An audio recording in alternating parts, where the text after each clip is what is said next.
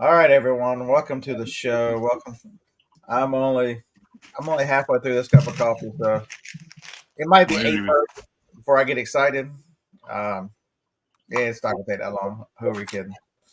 Uh, there's so much fun in the my eBay life this week that yeah. So I will warn you that part of the stuff that I talked about today, I have a video that'll come out tomorrow. So if you Be right if you back. if you miss it, it will show up again tomorrow. And I actually have a short made. Well, I've got a short recorded. I haven't made the short yet, so I need to put out a little more content. I've been slacking on eBay, but hope everyone's doing well this wonderful Wednesday morning. Uh, so Tactical Z is first. I sent you an email to win your prize, Tactical Z. Make sure you click on the link. There's a uh, prize? no, there's not a prize. There's not even an Oh, email. Uh, Morning, Josh. Morning, Wendy. Uh, Good morning to John Stalker Lag, Mark Flip It Good.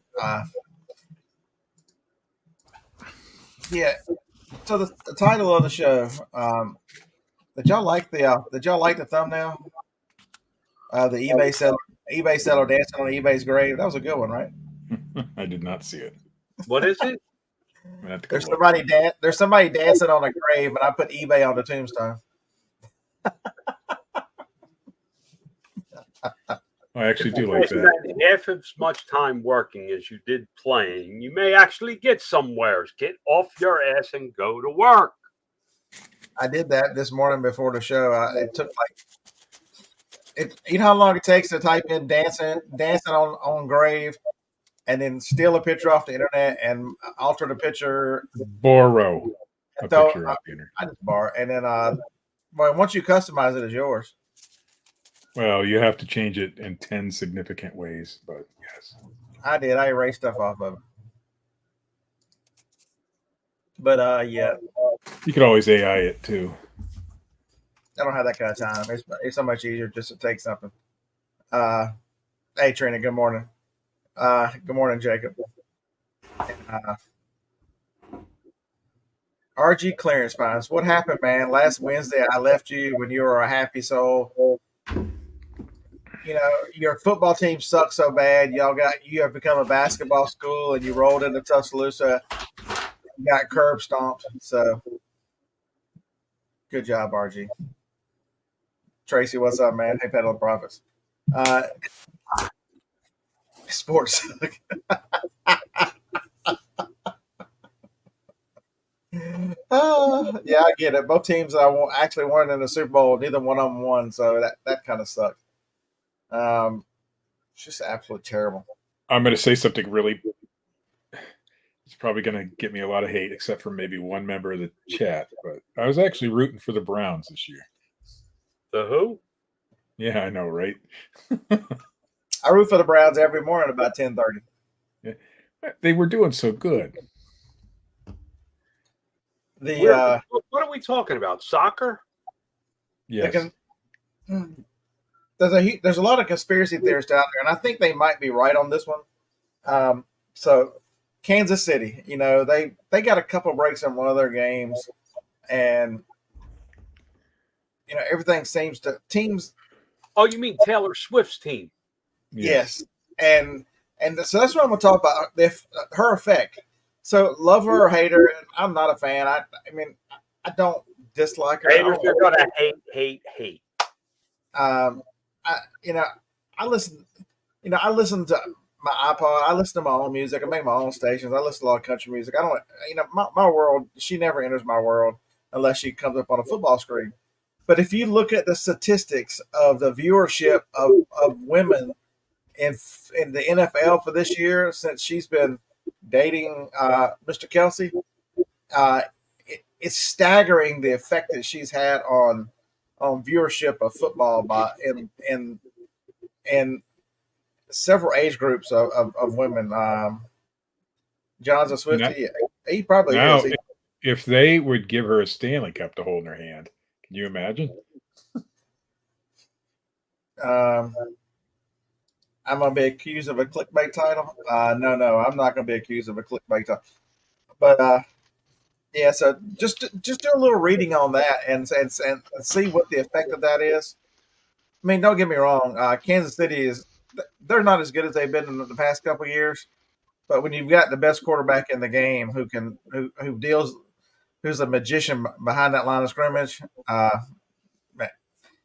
you look if you ever he looks like John Elway but he makes better decisions because John Elway had a little bit of that gunslinger in him, but they run similar. It's just he's a new age John Elway.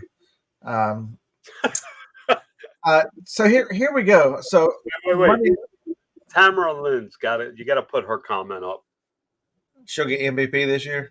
Yeah.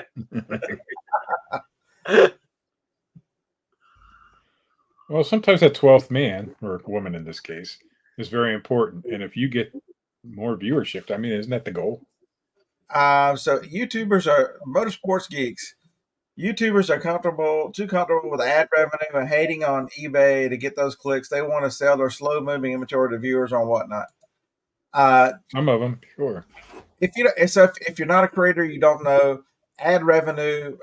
The ad revenue is almost been cut in half through the last year, and so for anybody's theories on that kind of stuff, you need to understand that money. So why would they be going to whatnot and selling and trying to make other money? It's because of the ad revenue decline. Remember this time last year, there was a big thing with Google where Google and YouTube were accused of not living up to their claims of their ads and who saw their ads and all that. There was a big ad apocalypse that happened about this time last year. It still has a detrimental effect to YouTube creators right now. But you can say what you want to about that. The person that is most responsible for your eBay success is you, the eBay seller. I'm gonna tell you right now that here's my story. Mondays, you guys know I go to the auction, so I get up earlier. And being an old guy, after dinner on Monday, I make the mistake most Mondays of sitting in a recliner. Phoebe jumps in my lap, and then like 4 hours later, me and Phoebe wake up. Phoebe goes to sleep with Joni, and I'm laying there watching videos. Well, this in my for you page, some guy I'd never watched his channel before shows up, and he had a clickbait title about he got the email kiss of death to his account, the email kiss of death, and I'm like, oh my God, what is this dude talking about? So he showed on his little chart that he had steady sales for so many days in a row, and he gets an email saying, please leave feedback because they're leaving feedback to these buyers. And then he got another one talking about doing something for being top rated plus. And his whole theory was the reason his sales stopped was because eBay sent him those 2 emails, and because they were switching his server and turned him off. Okay, and so then I almost clicked off because I realized this guy is delusional. So I started listening to him. He goes, well, I listed my last 10 items I listed yesterday. Look, they have no views. And the first thing I noticed when he showed his screen was none of them were promoted. And I'm sitting here thinking, that's observation number 1. None of them are promoted. And I'm looking at it, and he says they're not promoted. Don't come at me. I don't promote.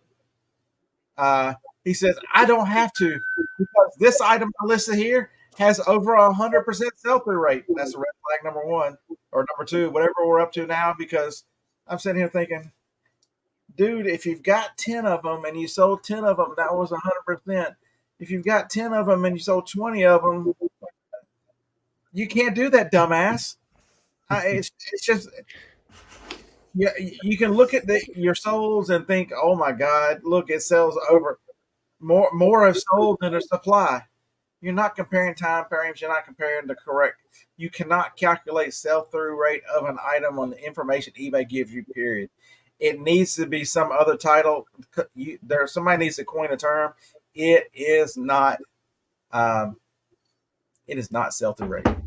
So anyway, Tommy says he hates it when eBay shuts his server down. Yeah, it's terrible, Did man. anybody tell this dude that he's not important enough for eBay to even give a shit? Can I get through all the red flags first? Yeah. So then he shows the item. One of the items was a pair of some kind of pants I'd never heard of before that supposedly sells over. There's some kind of sports pants. I don't know.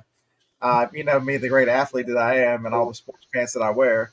Yeah, so I never it started with a V, something with a V. I don't know. And he said that the 100% sell through rate is at $40. He said, so he knows that he should be getting some activity on this because he has them at $19.97 brand new. And the mental gymnastics just started going off in my head, dude. You're bitching that you're not getting any views. You're not willing to pay for advertising, which is called promoted listings. You're willing to take a 50% loss, which is $20 of what you could sell them for, because you're not bright enough, because you're so damn stubborn that you won't get out of your own way, that you won't spend 10% on promoted listings, which on a $40 item is, wait for it, $4. He could have spent $4 and been to the top of every list. Instead, he decides to cut $20 off. We need to promote this guy to, rocket scientist genius of the week. The scary thing, 4,000 people at the time would watch that damn video. I think the chat promotion. In the chat, they're going, oh, it takes a lot of courage to stand on principle and not promote. What the fuck is wrong with these people? It takes a lot of courage. I hate people who use that word. I hate it because it takes a lot of stupidity is what it takes. Yeah, you mess yourself up when you do that shit. When everything's about principle. Now, you should have principles, don't get me wrong. But when you use that as an argument, it's always going to screw you up. What's my ad spend? I happen to be in that. It's the principle of the thing. I saw one of my least favorite words in the American language. I saw one of my favorite YouTubers. Hey, Kevin. Good morning, man. I'm waiting to see. Okay, can you make me a promise, Kevin? If you wipe out on that BMX style electric bike, are we going to see the video of you just splattering everywhere into a snowbank, into ice, into one of them trucks out there? He needs multiple camera angles when he's riding that thing so we can see it from. Yeah, you need to invest. Get somebody to send you a 360 camera so we can see everything. That follow you. But this is the craziness of what people think. That, and what does eBay do? eBay is sitting there and should they show the guy's item that he's now cut the price down, and now they're getting half of if he'd have just matched the regular price, he's cut their revenues in half. Or do they, or the person who is just like him, who is paying for advertising and promoted listings and putting it at $40, putting more money in their own pocket and eBay's pocket, which one is more beneficial? I mean, there's going to be a point where AI can fish all this stuff out and decide which listing is better. It's already doing that kind of stuff. And then on top of that, you sell in clothing. You sell in clothing, one of the most crowded categories out there. It's not like you've got 20 people selling, 30 people. We're talking hundreds of thousands of clothing sellers who have been duped into selling mall clothes and all the rest of this stuff because it's so easy to do clothing, just to list hundreds a day because you can buy them by the pound. You have no money in them, so just stack them high. You've got that crowd out there. Be careful who you listen to. Anything I say, please go check it. I am not the most brilliant person around, and every now and then I will tell you wrong. I don't think you're wrong on this one, though. Like Kent has made friends with somebody from India, and his server, nice. These people who are miserable about eBay, like that guy, are probably also miserable in their regular life too. They need more help than just eBay. So, Tommy, they probably do monitor how fast you respond to messages, and the reason why I say that is because Amazon does. that was not a difficult thing to set up a program that tracks your response time, because on Amazon you got 24 hours. That is a metric they track and hold against you. So you got 24 hours. So that's not a surprise. I don't know that eBay monitors that. The thing that eBay doesn't want you doing is putting personal information in messages like the sell-off platform. That's the only thing they care about. But as far as monitoring it for how fast we respond, I doubt it. Not eBay. Amazon for sure, yes. And why I say the craziest shit on this show, and Josh talks about business and talk. I was in a chat messing with him yesterday. I'm like, dude, you're not controversial. You just talk about business and good or bad and what you're seeing. I'll get up here and call these people fucking idiots, and they're sending. I mean, they are sending death threats in his emails. They're sending all kinds of crazy shit. I'm like, first off, every now and then you got to let them know you're serious. The crazy Southern guy. Every now and then you pan down on the desk, and there is my little black friend who self-identifies as a fire-breathing dragon who will come for you. your little 2A buddy. That's what it is. Yes, let's all drink coffee to 2A this morning. I have had similar experience as you. I have said some really nasty things about people on YouTube, not on this channel, but other channels, and I had never had the haters, and I don't get it why people like John get them. But I mean, Sports Geek. So here's why I have no problem with whatnot. I talked about this before. If you do not make videos, you do not understand the time concept, the time it takes to make a simple, a 10-minute video, from planning to execution to editing to thumbnails to listing to uploading to everything. You're talking about a significant investment of time. And if your ad revenues are killing you because they have, now you're getting even less money for your work, for your time, but you've built this audience up and they will buy from you and whatnot. More power to you. You have earned that right. And anybody who thinks negatively of that doesn't understand the way the world works. And auction you had, I made good money on that auction. Still don't know why, but I make good auction. I make good money with your auctions. Kevin's on probation. Kevin's not on probation. Listen, I've said this for years. Baseball, I never knew your name. Going all the way back to the morning show. If I'm giving eBay $1,000, my goal is to give them $2,000. The more I pay them, the more I got coming in. I mean, it's simple economics, simple basic business. But if I can understand it, anybody can. But by the way, my ad spend so far in 2024 is $11,000. Tommy, are you serious? Are you serious? They're trying to convince people that you can't get into the top 20 search results when you're promoting. It'd be great to tell people that and then promote yourself and get everybody else not to. Okay, so can I switch gears to my conspiracy theorist mode? You just wonder if there's people who make YouTube videos who have the thought that if I can reach enough people and give them enough wrong information, maybe I get a leg up on them because they're too dumb to realize that I am pulling the wool over their eyes, so to speak. So you got two choices of that, Tommy. Either they are so ignorant in their own right, or they are trying to con the people that watch their videos. Hey, Brandy? Yeah. Did you put the sheets in the dryer down there? Yep. Okay, thank you. You're welcome. Sorry about that. Marsha. That was not Marsha. That was Brandy, Marsha's niece. Because it's maintenance, Josh. They're doing maintenance of servers every single day, sometimes twice a day now. And all accounts must be transferred off the servers in order to do maintenance. Because we have not advanced as a society and as businesses and platforms that you can't do maintenance on them with the in the background with everything still working. You know, this MacBook of mine is running. I run the latest and greatest software, whatever it is.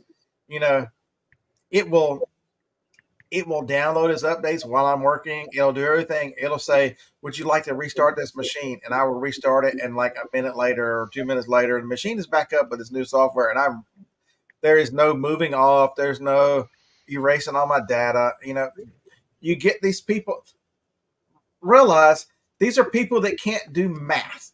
And so I'm supposed to really take their analysis of how eBay functions when they are too damn stupid to do math.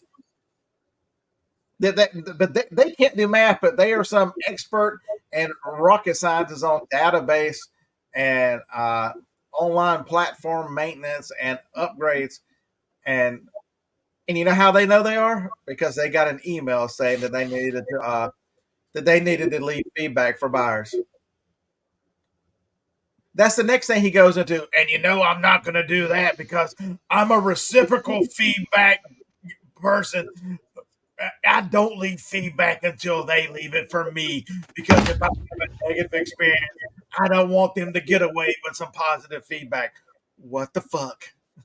They're going to get away with positive feedback anyway because everybody else is giving them feedback. You can't leave negative feedback. Folks, if you're not doing automatic feedback. And now that is the reason right there why we can't leave negative feedback. Because it is like that guy. Yeah. That guy. I wish I knew his name so we could give that guy a name. That guy is the reason. It's amazing. You know, when I finished watching that video, I felt dumber from watching it. I felt in the back of my mind, there was like a little plank that's going off the side of my brain. I could feel brain cells walking to the edge of the plank and just jumping off. Whee! Whee! We're out of here. Whee! It's just so here, I'm gonna save your eBay account, folks. How can I save your eBay account? If for watching this show, you're never gonna have another problem on eBay. If you turn on automatic feedback, you will never get the email of death, and so you will be protected for the rest of your eBay selling life. You will not get a novel concept. I've had automatic feedback on for 15 years. I've had it on from the moment I knew it existed, which I don't know how many years that is, but it's quite a few. Let me see. Can I present? The moment that I've had a store, which was very early in my reselling, I still have a store, but I turned it on.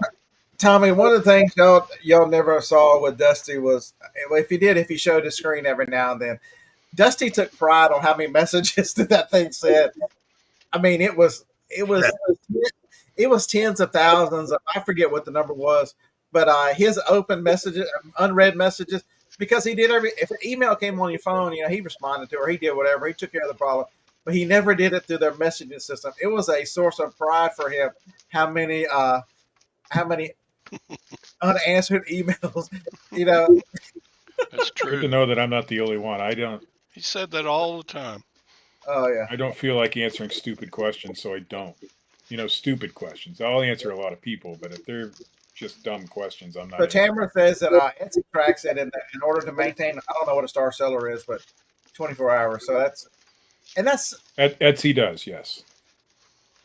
But that's what you need to know when you're selling on these different platforms. Which ones do what? Trina, that's what I'm following saying. Best practices, you'll be fine. They hate on Josh. Josh is so mild mannered and so nice. You know why Josh gets it and we don't? I've dropped because like 5. Josh is Canadian. He's up there in Canada, and these people who are doing this are not. So they feel protected against that. That's got to be. I can tell you why Josh gets hated for the same reason I get hated. He runs a legitimate business with, and I'm not saying that not everybody falls in this category, but the biggest haters come from the people that run a hobby and not a business, that are like my oldest daughter, who try to circumvent every possible situation and take advantage of everything, every system in place. And it's just, that's where the hate comes from. Is it comes from people that don't appreciate what you're doing. My hate comes from I'm a little over the average level of the audience in this group. That's where my hate comes from. I So talk here, about stuff most people don't understand. I think maybe part of the difference is too, Scott and I, and you even, John, don't give a flying crap what other people think. And so if they hate on us, they hate on us. So what? And Josh, I think, is more of a, different, maybe not so much. He might care a little bit more. And they see through that too. So Tommy, let's look at this a different way. We should all support the big YouTubers that are making money on whatnot, because who are the ones that are buying all this stuff? They are the little fans. They are these crazy. That guy needs to start a whatnot, and so all his little fans, anybody who watches his videos, can spend all their sourcing money buying his stupid shit, so that they have less money to spend on inventory. Support whatnot just for the fact that it gives them distraction from the knuckleheads. That's something to do. Besides, okay, so here we go. We're not done with my wonderful eBay experience, and the YouTube short will be coming out. Can I help you here, Scott?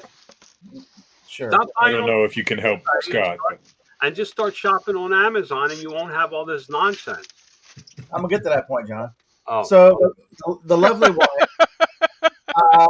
the lovely wife in there from her crazy ass childhood of growing up in Huntsville, Alabama. Her father was a special case. I love that man. He was a wonderful personality. But every night he would carry on about slathering himself up with vapor rub and Vaseline, like that generation did. And so Joni uses Vicks vapor rub, but there's some little bitty, I don't know, red cap, blue bottle they don't make anymore. Or she said it was been discontinued. If you take two of the little Carmex tubes, do I have one right here? I don't know. I don't. Okay. They're about the size of this screwdriver, the little stubby screwdriver. What were you doing with that screwdriver? Never And mind. I don't want to show. And this is not an attack on you guys in the chat that have stubby screwdrivers. It's okay.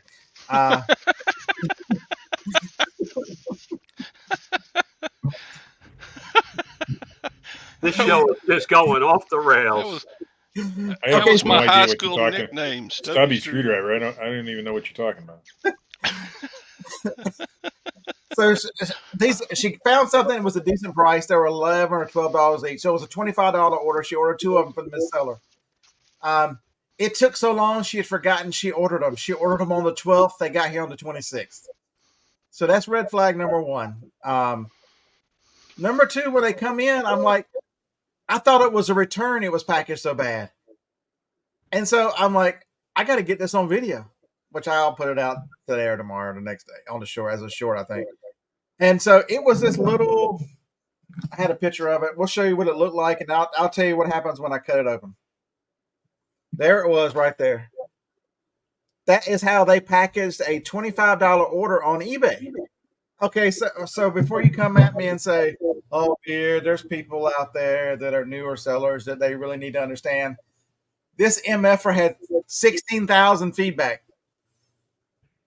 16,000 feedback. And quite a few negatives. And all the negatives were slow shipping, poor shipping. And so what was that? They took bubble wrap, and they took the two little jars and they bubble wrapped them and then taped the ends. No problem. They took some craft paper and wrapped around that. And then they took that damn tape and wrapped around the craft paper to make it look like it was they made their own little envelope and sent out a $25 order like that. I can speed up his shipping. So here we go. I'm gonna show you how to speed up his shipping. We'll go over here to the banners. Cheapest boxes online. There you go. Use the code, get 5% off. So you could have used a 5% code on 6x4x4 boxes. That would have made those boxes 32 cents. For 32 cents, he could have thrown them in there thrown a label on the box and been done with it. What kind of time commitment does it take? If you've got 16,000 feedback and thousands of items, how does this, John, you're the master of setting up step-by-step how to do stuff and policies and procedures. How long does it take you to train somebody to bubble wrap it correctly and then craft paper it and then tape it to where it looks like a package? I have no idea. That's insane, folks. And so I use bubble wrapped envelope, the bubble envelope things. So what after Johnny, I showed her all this stuff. What was her response? The same thing John said. I should have ordered it on Amazon. I wouldn't have had this problem. I decided to order on Mercari this a couple weeks ago. Notice I said a couple of weeks ago, and I'm still waiting on my package from Mercari. And this is a big time Mercari. He sells a lot of stuff. I bet you $100. He took 5 days to ship it. Number one, his Mercari says 3+ days, so I'll give him that. Whatever. Maybe he ships once a week. Fine. So Tommy said I still haven't gotten it. He shipped it on the 22nd, and I'm still waiting on it. I'm almost willing to bet he shipped that media mail. Almost willing to bet. That person was, I think, the Stoic Reseller or something like that. I don't know what that YouTuber's name was. You're sending out names. Now you're going to get some hate. I don't give a. I'm past the point of caring. I know, and that's why we don't get hate, because you're past the point of caring. And the person on Omni Herbal is the name of the seller. Omni Herbal on eBay. Omni Herbal. He has 1,087 items. 131,000 sold, folks. So let's just think about this. For everything that you can do as a seller, this MFer has sold 131,000 items. How many negative experiences has he called to eBay buyers? How many eBay buyers has he chased off himself? Think about that. How many eBay buyers has that asshole chased off himself? But it's not his fault, Scott. eBay is out to get him because he's the most important seller on the platform. But that's the attitude. You can make $5 or $50 million, and if you have that attitude that you're the most important person on that platform in your own mind, then you're going to have issues. It doesn't matter. eBay could care less about any of the sellers. It's not the point. They're not out there to, send you an email and then shut your store off. They're out there to make as much money as they possibly can. Don, good morning. I enjoyed y'all's chick chat yesterday. I'll try to remember to be there tomorrow. I learn a lot from like Amazon, where they have all these metrics they measure. I take that stuff and I apply it in my business, and you know what? My business is better, and my life is easier when I do this shit. I've been screaming that for years, John. I'm a better eBay seller because I sell on Amazon, and I do the exact same thing. It's not hard to look at it through the customer's eyes. How does the customer want to receive this? A customer has a concern. Answer the damn email. Okay, so if it's somebody who's not bought anything, if they've not bought anything and you would choose to ignore them, I don't have any problem with that. You can do whatever you want to. But if the customer, if you're now providing customer service and they have a problem, a question, a whatever, because we make mistakes, folks. So I had a 3-pack I had sent 3-packs of these little nail file things, and they were all in the truck. I just grabbed 3 of them and threw them in a box, sent them on. I didn't realize that one of them was different than all the rest of them. Somehow, when I was buying RA of those crazy things at 50 cents each or whatever they were, there was one that was different. I didn't catch it. I didn't see it. And they sent it back. They sent me a message saying, hey, one of these is different and I can't use it. Can I get the correct one to replace that one? So, somebody be, oh my God, if you don't answer those messages and don't apologize and take care of the customer, you'll get a return, you'll get a negative feedback, you'll get whatever, you'll get eBay on your ass because of and it'll all be the customer's fault. how hard is it to go, ma'am, I am so sorry about that. I didn't realize there was a different one on there. I'll have you another one out Monday morning. Can we go back to Stoic for 1 second? Oh, Lord. He's only been a reseller for 6 months, full time. 6 months. Well, he's not going to Careful make who it. you're listening to. At this rate, he's not going to make another 6 months. I'm just saying, be careful who you listen to, because that experience, I wouldn't expect people to listen to me when I was 6 months in. I don't expect them to listen to me now. I'm not, I haven't done it enough to really be. So, Motorsport, if I get, you can go in there and eBay has got an automated system where they'll look at it and remove feedback or whatever. You can submit feedback. I did a couple of those last week and got 2 of them taken off. Remember the lady I told you guys that bought the shoes, the size, she wanted a size 10 shoe, but she ordered a size 7 and she left me negative feedback and she said she'd take care of it. She was a liar. She didn't take care of it. And so I sent the message to eBay saying on their little feedback saying, hey, please check the messages. You'll see that she admitted she screwed up. I did everything correctly. And they go, yep, you sure did. And we'll take care of that. And there was another one. I don't really care about neutral feedback, but while I was cleaning up anyway, I got a neutral feedback for shipping speed. If you look at my feedback, I get all this positive feedback about how fast and how well I ship. Alabama we were in an ice storm, folks. I understand to Josh and to Motorsports Geeks, the Canadians in the chat, 2 inches of ice is just, that's Monday morning, right? In the South, that's a catastrophe. When the post office was closed for 5 days, cars, neighbors all over wrecking. They take out Harlan's mailbox.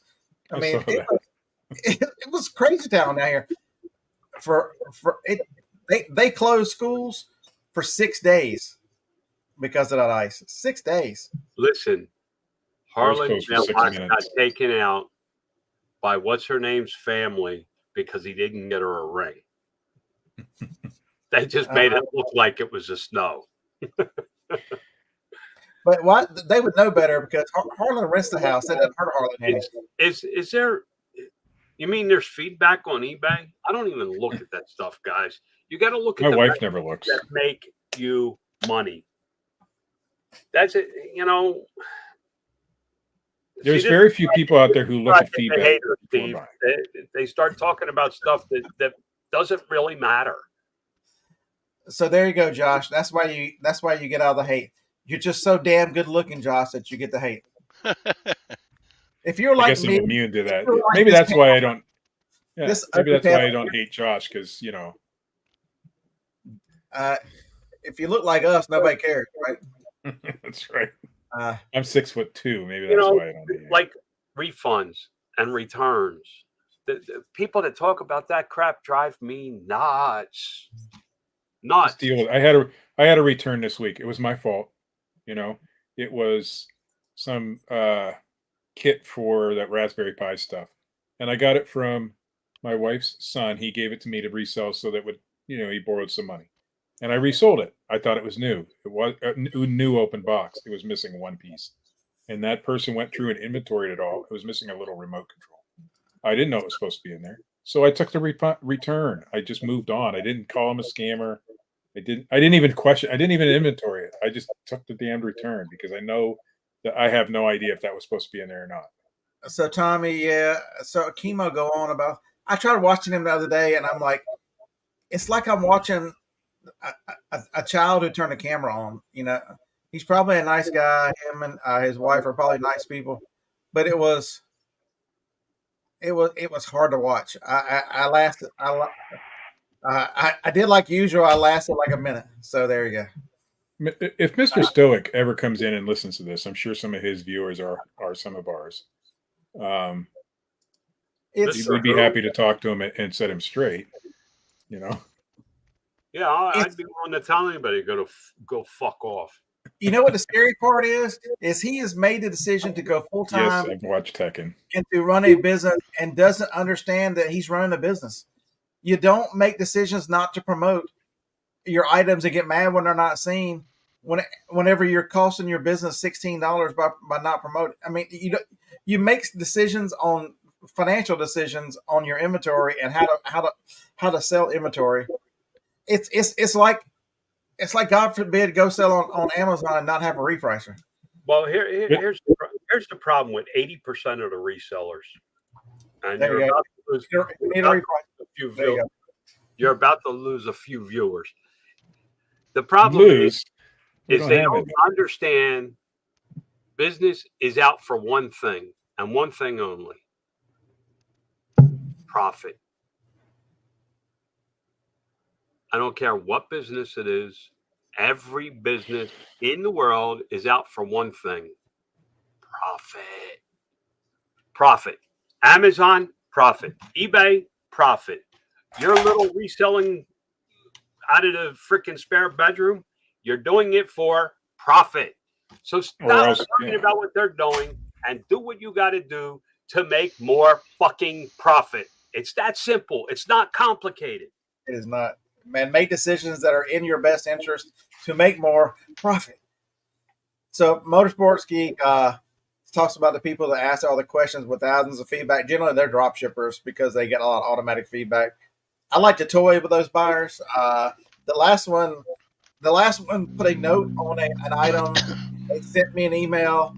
They sent me a second email wondering when it was going to be shipped. I explained to them, dude, I understand you're a drop shipper and you have metrics. I called him a drop shipper. But like, I'm in an ice storm, and as soon as the post office opens, it'll go out. Okay, thank you, sir. Yeah, those kind of buyers, I generally I get a lot of satisfaction with them. I use eBay tape. I do a lot. Those right there brighten my day. When I get a drop shipper who sends me a note like that, it brightens my day. I just delete them. I don't respond. They'll tell you how to ship it, and they'll tell you to send tracking. They get the tracking automatically. I don't know why. So I don't respond to those guys. But I don't mind having them as customers either because I never get a return on that stuff. I just looked it up. Returns for the month of January. $3,433.09. $3,400 in returns. If anybody's got a reason to bitch about returns, I think it should be me. But wait, John, what percentage of that is that of your sales? Hold on. 1 or 2%? Hold on, I can tell you. I just got to look. Folks, I don't understand this. How much time do you waste calling eBay because you suck as a seller? So I do the Walmart stuff, right? And every day in the forums, the Walmart or the Facebook groups, I called support because I'm not getting orders. What the hell are you doing on the phone with support? You're not getting orders because you're on the damn phone all the time. 1.27%. Why would you call support about that? Yeah, so even at your big scale, John, you get 1.27%. At my little scale, I get 1.27%. There's no difference. You know, we all get about 1 to 2%. It's part of doing business. This is why I disappear for weeks at a time from the show, because we go off on these and I understand, Scott, I really do, but we get on these tangents about shit that we've talked about 100 times, and nobody listens to us. I feel like we're beating a dead horse. Well, and yes, everybody, the people in our chat listen. I don't know if it's people. There's 145 people here, and the vast majority of them have heard us talk about this stuff. But I think sometimes it reinforces. You know, it needs to reinforce. I agree. How how do you get pumped up? You know, Tommy, how many shoes you gonna ship today, or your between you and your people? How many you gonna? How do you get excited about continuing? Because you know your competition sucks so bad that I'm excited to go list and go do things because they're so awful. But at the same time, it makes me so mad that why does eBay have problems and why does eBay? You don't understand. eBay is reactionary, trying to get rid of these. They spend too much time with these idiots. Hustle man, I do the same thing because love or hate Amazon, they get a lot of things right. And the one thing that I can tell you about Amazon that can help every single one of you in your business is Amazon sees everything from the customer's point of view. It's how is the customer treated? How is the customer affected? Because they understand that the customer drives everything on there. And even to the point of there are other services. You go, oh, but Amazon's not really, it makes money on their selling. They're more the web services. You don't think they have to declare, why are they the best? Because they deliver world-class service on the website. This is not, treat people. You look at how hard is it to look at a package and go, would I like to receive this like this? I just spent hard-earned money. Is this the way I expected? I ship everything in boxes. I ship everything in boxes. I will reuse an Amazon box and cover over the tape, but that's it. Nothing. These people that take pride in dumpster diving for boxes and shipping in trash bags and all this shit, eBay, don't fire the people that watch the YouTube channels. Just start suspending those accounts. I think I'm going to Riverside. They could clean up. They could clean up a lot of eBay just by suspending YouTuber accounts. Actual Coca. By the way, Larry's listening today. Larry and I walked around Walmart the other day because he's from our area. Larry, LL Stash there. Larry the Stash. Yeah. Sky's the limit. I try, man. I try to, sometimes the show goes negative, but you've got to point out the negativity to remind people why it is so important. The customer is king. And right now, if you don't treat customers that way, every dollar is going to get so much harder, folks. The world is going crazy. If you're not paying attention right now, the world is going crazy. The Texas is blowing up crazy. The world around us is, and prices are through the roof. People are losing jobs left and right. I mean, it is, and you need to cherish every sale you get. You need to perform at a high level in order, our returns are going to go up probably. And why are returns going to go up? Because people are going to have less money. And they're going to demand that the stuff they get be exactly what they want and be. You're not, if it's 90% what it is, maybe you get a return instead of being actually 100%. It is. Look at your own life. Johnny was playing Guess the Power Bill last night. I guessed $3.90. She said no, it's probably $4.50. It was $5.90. We're not the only ones who got a crazy power bill yesterday. Look at all the places that have had the crazy snaps of cold weather and all the craziness. Technical Z anytime. I'll walk around Walmart with anybody. God, I mean, why is this so difficult? It's sad that Gen X, the generation, as most of these people in this chat that were latchkey kids and left to fend for our own, still understand that you've got to take care of people around you and customers. It is. Mark, do I usually add new batteries or use items? I do not, Mark. I don't want to take the chance on. That's a great question, Mark. So like if I sell a VCR with a remote, I'll take the batteries out of the remote because chances are nothing's going to happen to that battery. But I don't want one to explode. I don't want one to have any trouble. So I generally don't. Sometimes I leave them in accidentally, but generally I take them out. I sell a lot of remotes on eBay. They never have batteries in them because I test every one of them when we list them and then before we send them out. And so I've got a. Wait, you test them twice. I test them, twice. But it was good when I put it in the box, Scott. So I just sent it out, and now my buyer's scamming me because it doesn't work. Jacob lists all the remotes, so I just verify. I'm just saying that's how some of this attitude is that we're talking about today. They tested it, and it was fine when they put it away 6 months ago. But now it's not working, the buyer says, so they must be scamming me. And that's because you didn't do your due diligence and make sure that thing worked again before you sent it out. The only batteries I include are like for watches or, anything that uses little button batteries. I have not watched. Who was Heckin' Steve? You don't want to do it, Scott. You don't want to watch that guy. All right, I gotta look it up now. He's a video game guy, and I think he's a video game guy. I don't think he's a reseller, but all he does is blast Phoenix Resale and a couple other resellers. He hates them. That's all he does. That's his whole channel. I don't even know who Phoenix Reseller is. So He's a pretty big YouTuber. I don't. I watch. So what did I watch videos on last night? I watched Josh Pate college football show he does twice a week in the off season. I watched a couple car crash videos, so I know how to be a safer driver. Oh, I think you watch him so that you can figure out how to not get in that same accident, but do the same things. yeah. So so Harlan, you'll appreciate this. I know you're listening in the background. I've seen you making.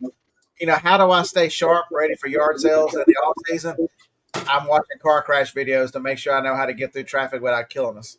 So it's on the job training for my yard sale adventures is to watch car crash videos. So Harlan, I hope you appreciate the dedication that I have to getting us to a yard sale safely. Yeah, Mark. You know what I watch on YouTube? I'm very boring. I watched The Money Guy. I watched Grant Cardone. I watched all the guys that make millions of dollars, and I listen to what they're saying. Cody Sanchez on buying businesses, boring businesses.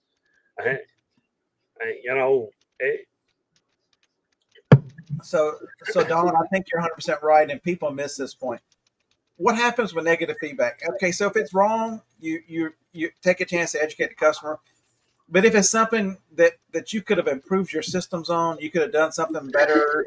Maybe the listing could have been better. Whatever.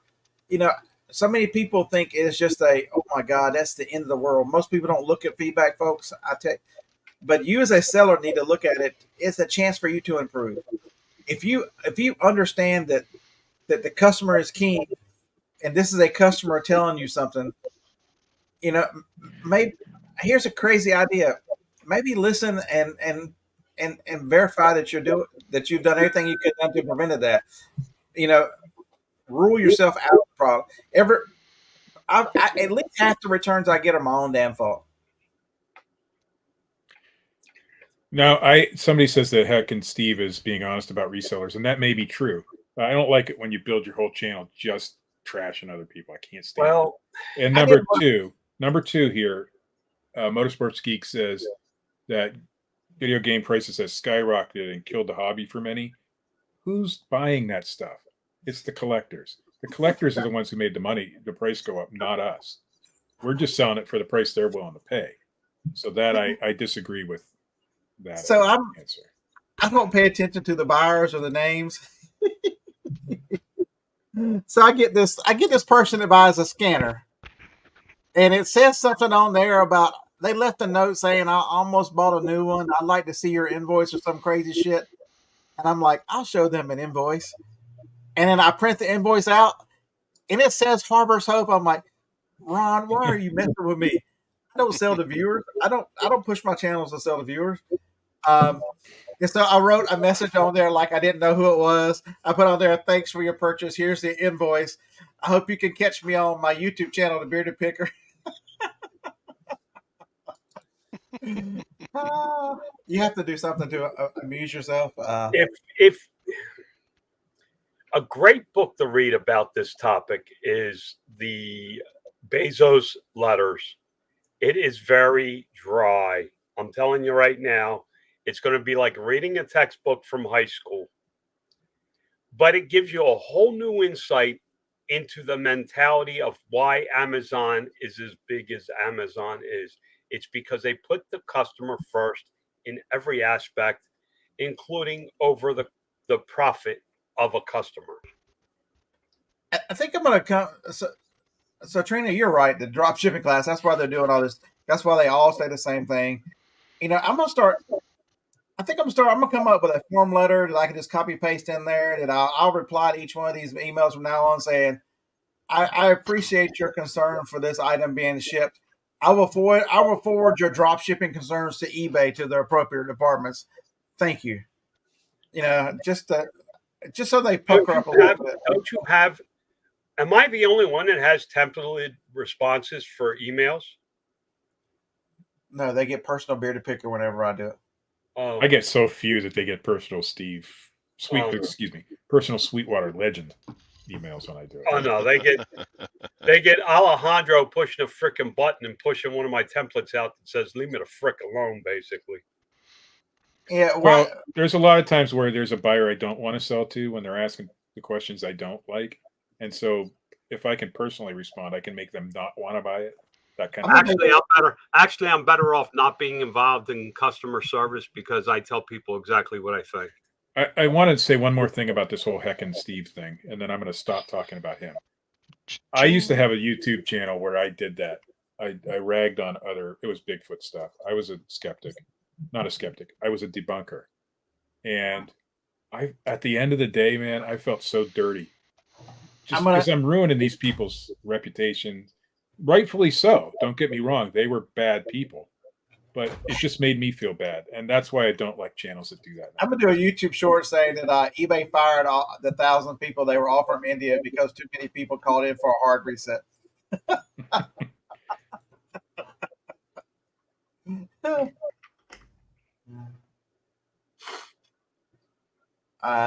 Let's see.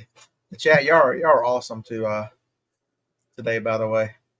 Y'all are always good, but yeah. But customer service doesn't mean the customer's always right.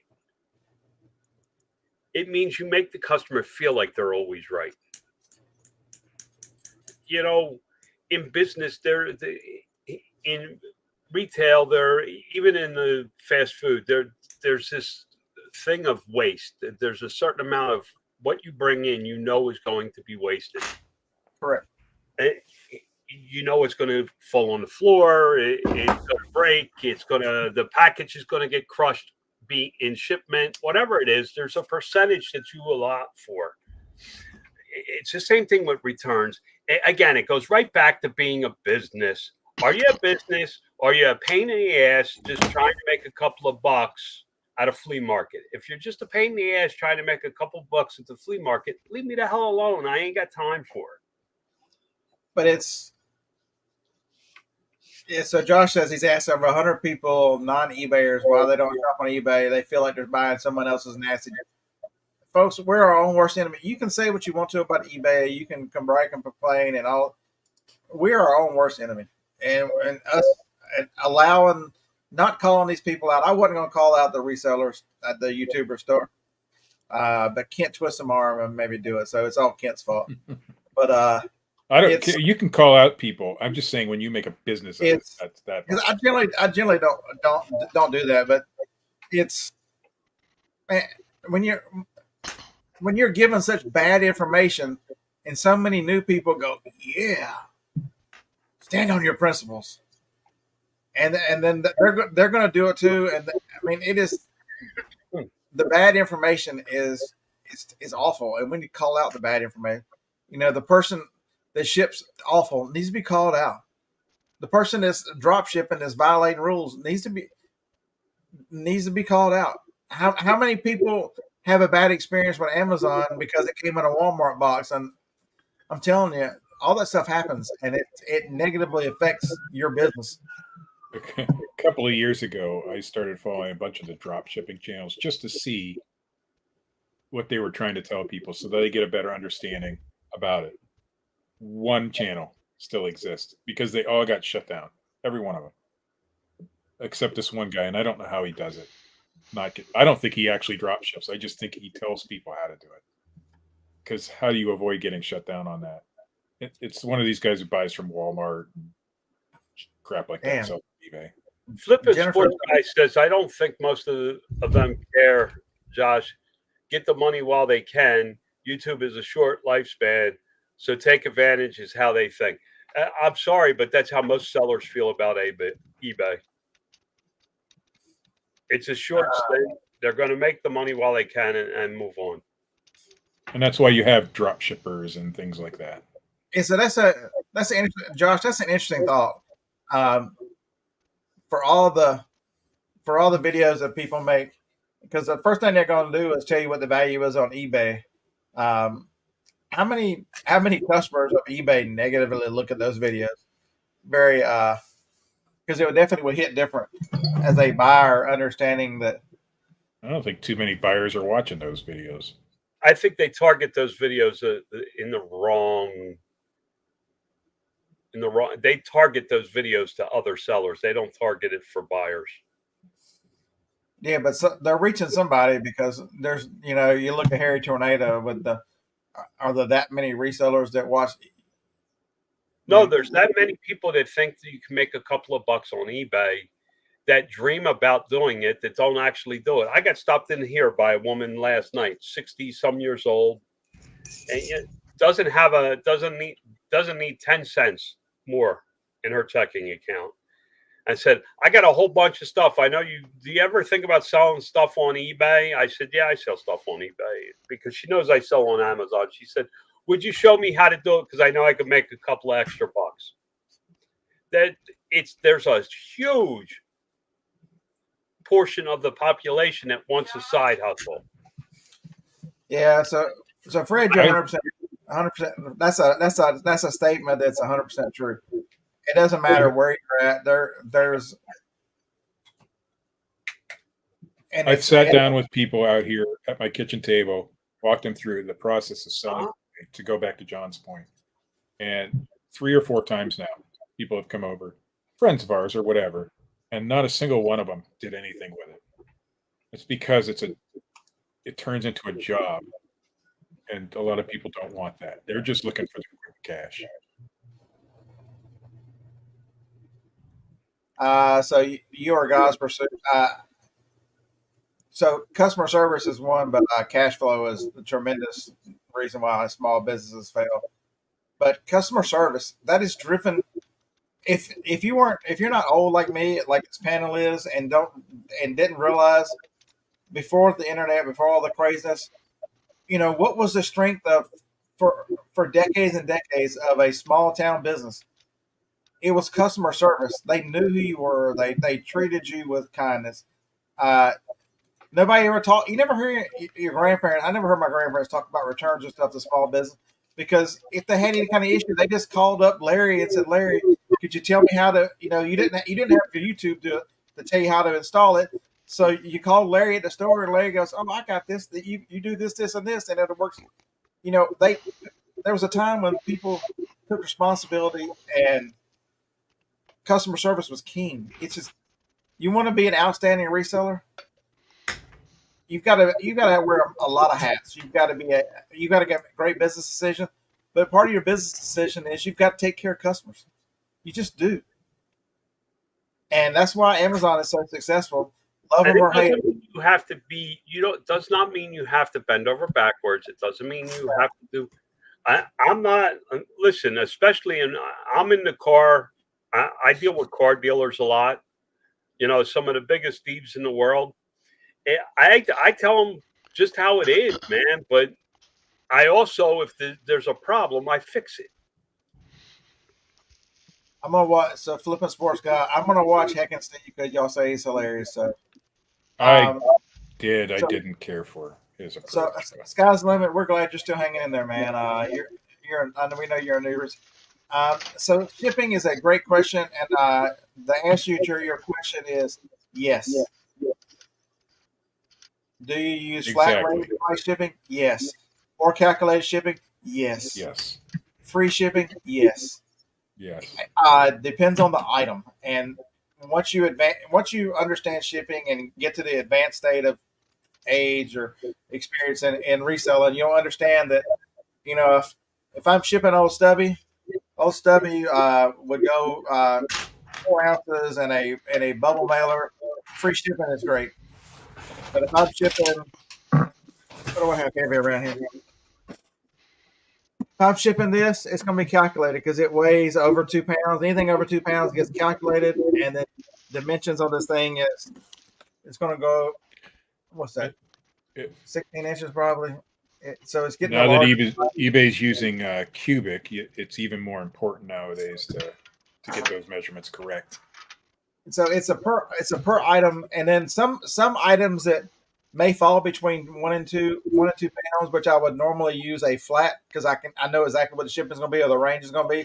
So I will just put a flat, a $4.95, $8.95, or $11.95 are my numbers. but everybody else is doing free shipping. I might change that to free shipping and make sure the price is the same because I want to be competitive with the items. So some items will demand that. It's just experience is a great teacher with shipping. You just got to ship items. So I sell a lot of these little Olympic pins, and these I put shipping on, even though they're like less than 4 ounces. But it makes the buyer think, okay, I'm paying $4 for a pin, even though they're really paying $8 for the pin because they got $4 shipping on them. So on certain items like that, you have to know what your buyers are feel, and so to do that, you research Olympic pins and see what everybody else is doing. If everybody else has shipping on them, you probably ought to put shipping on them because it makes your price sound better. If nobody has shipping and they're all doing free shipping, then you probably ought to do that on small things like that. But for big, heavy things, anything over a pound, I'll do calculated. Unless there's a lot of things I know what it's going to cost, but generally, I'll do calculated. My wife does calculated on everything. So, and she's successful with that. I think it's just what fits your business model and what fits your mindset at the time. Yeah, folks, I'm a little behind. Go ahead, Todd. What's up?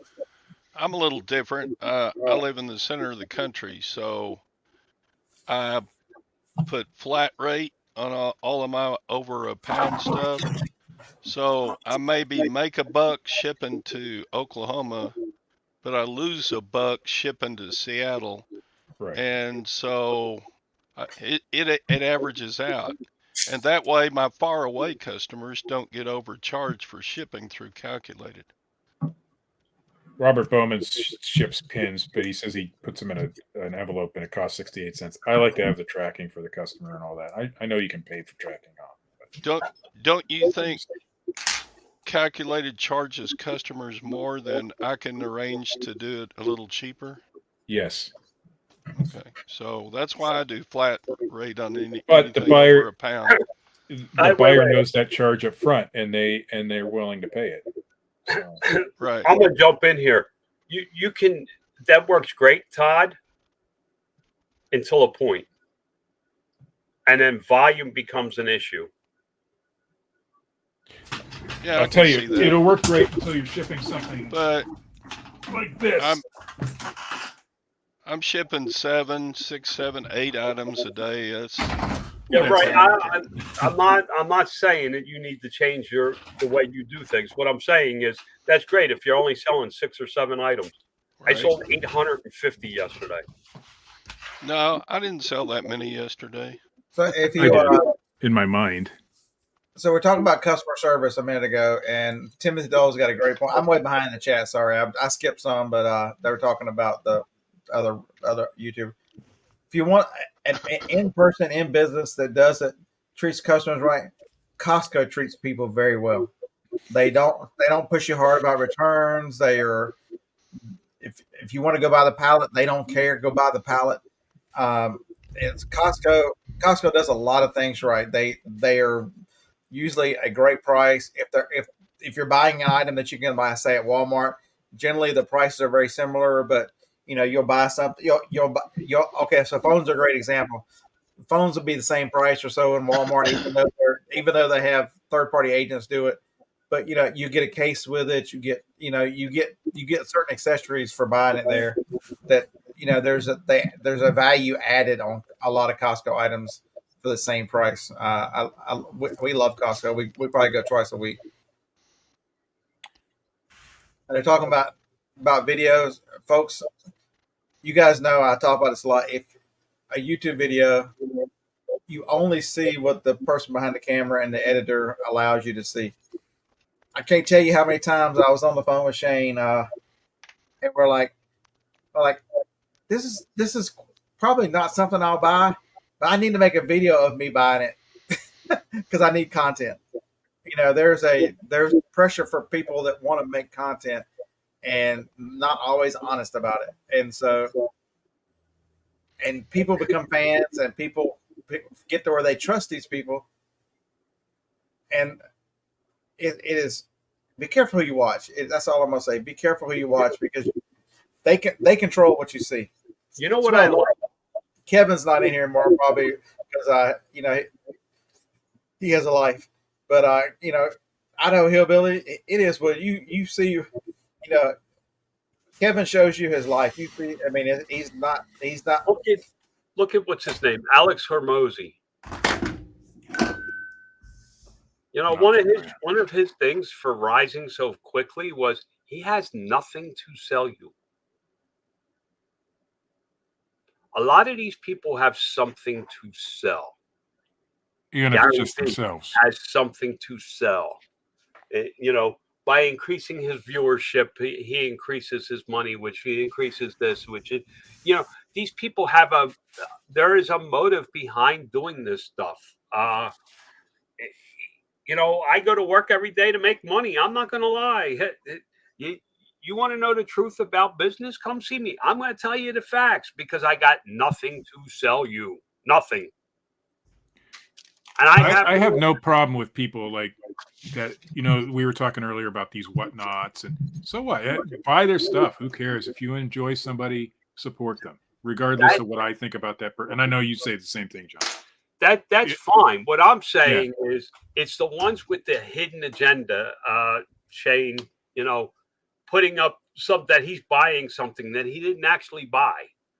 When I made videos, that happens a lot. Something I bought, Scott will tell you I bought it. But yeah, Josh, call out videos are not. You're right. And that's why maybe that's why I don't get as much hate as I generally. Even if people spew hate at me back, I don't care. You can call me whatever.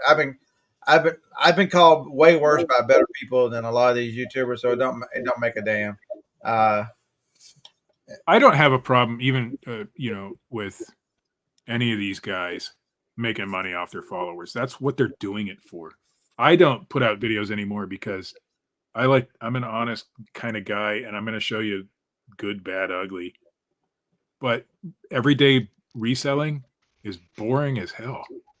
You wouldn't want to see what I'm doing, every single day. It's just I can't come up with a new topic because I'm doing the same thing every single day. Yeah, look at me. And that's why I quit doing videos. And play poker in a few minutes.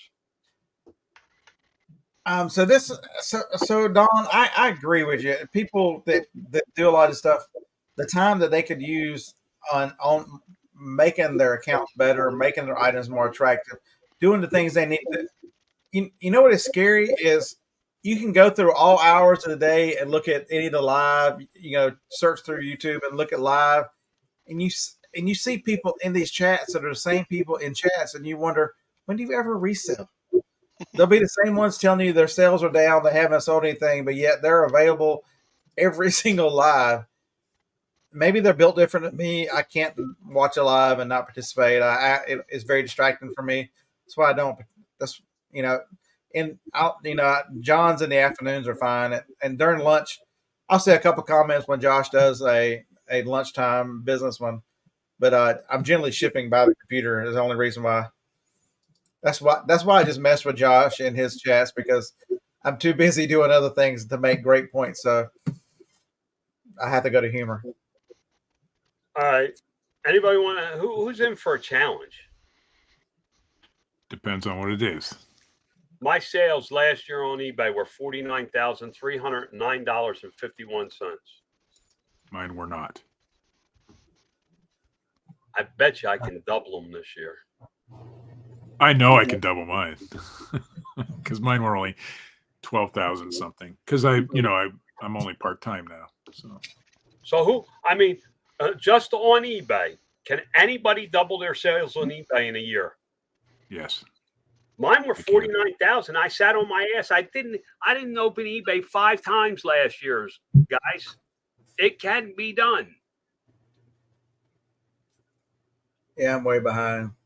All I'm doing, I've been listing in the evenings, not every evening. I get really tired after work. I'm delivering groceries all day. It's not the easiest thing for a 52-year-old man, right? So, but I've been listing more, and my sales have gone way up, obviously, right? So my goal this year is to list things in the evenings until I think by October we should be back, maybe hopefully to full time. But listings in the evenings, and I bet you that $12,000 turns into 24 this year easily because now I'm actually working it. But if you set a goal and you start driving towards that goal, guess what stops?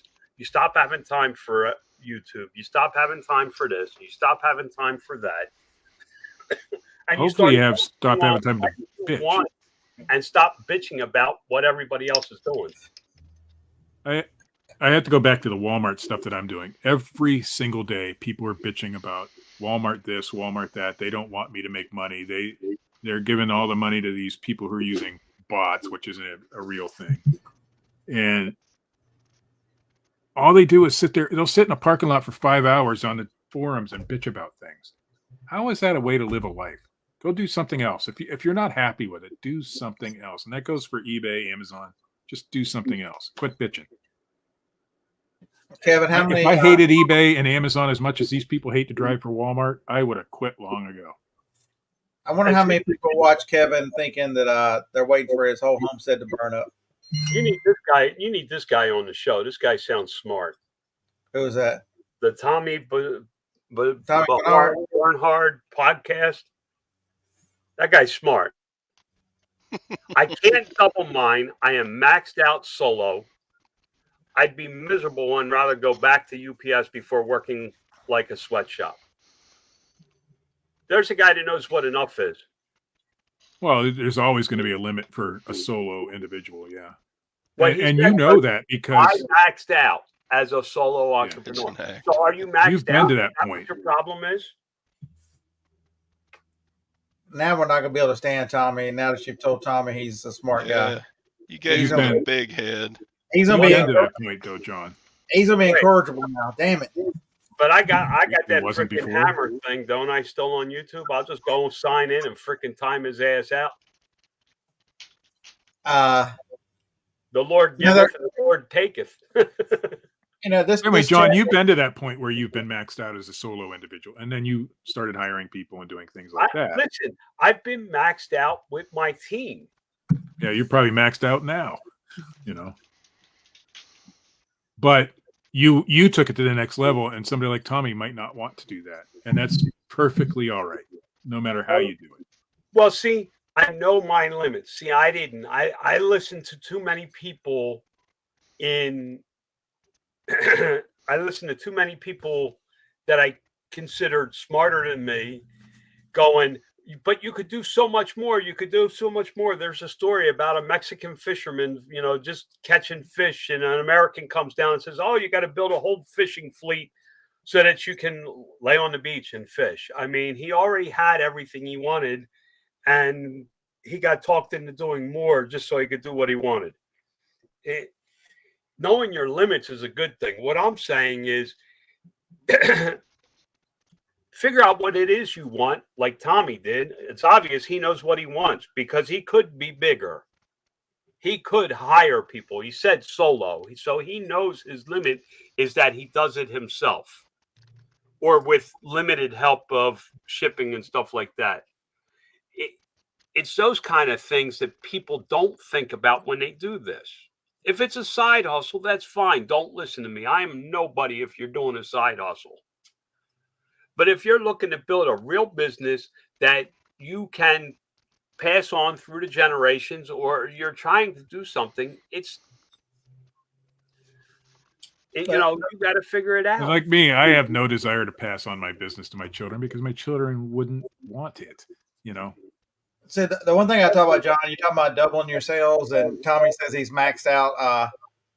It's so Josh does a show. You've never seen Josh call a show, John, but so he was talking. Was it yesterday or day before? About really focusing on ASP, and I think people, if you understand that there's only two ways to increase you can either increase the number of sales or the dollar amount per sale. Those are your two ways to increase sales. And if people, you could, because he was making the point that, he can sell 10 of an item or one large item, and it's a lot less work to sell the one. And And so people need to understand that they can rate. You can essentially double your sales by changing your product mix by, it's not any more work to sell more expensive items. It might be a little harder to find those items, but it's easy to talk about, oh, just doubling your sales. I'll work harder. Work smarter is understanding that you can get more customers or you can get more per customer. There's two ways. I don't have my final numbers. I did somewhere around 3.7 million in sales last year. I could do that. I could do all those sales because of the systems and processes I have. I could do all that with no employees. Damn, see, look there. I hadn't got to your comment yet, mind your business, but that's it. And some of it you can. It depends on the business model. Mine, right. I would double my volume. And that's simply by paying attention to eBay. You've ignored eBay and let eBay do whatever. I can easily do 100,000 in 2024 on eBay without. And listen, I have employees, so I can delegate the work, but the work still has to get done.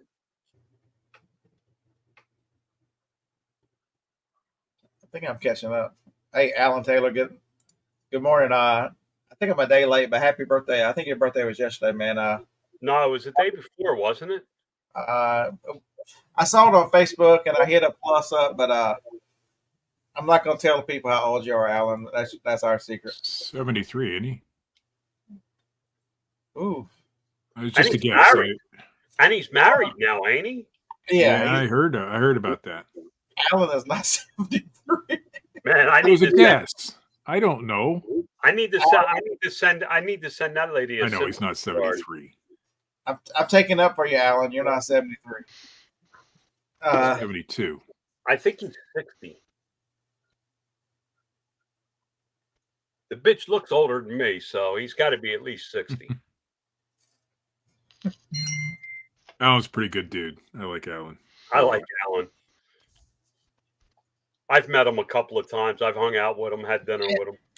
It's amazing that because Josh, there's been so many people that have staged videos. Everything's a holy grail.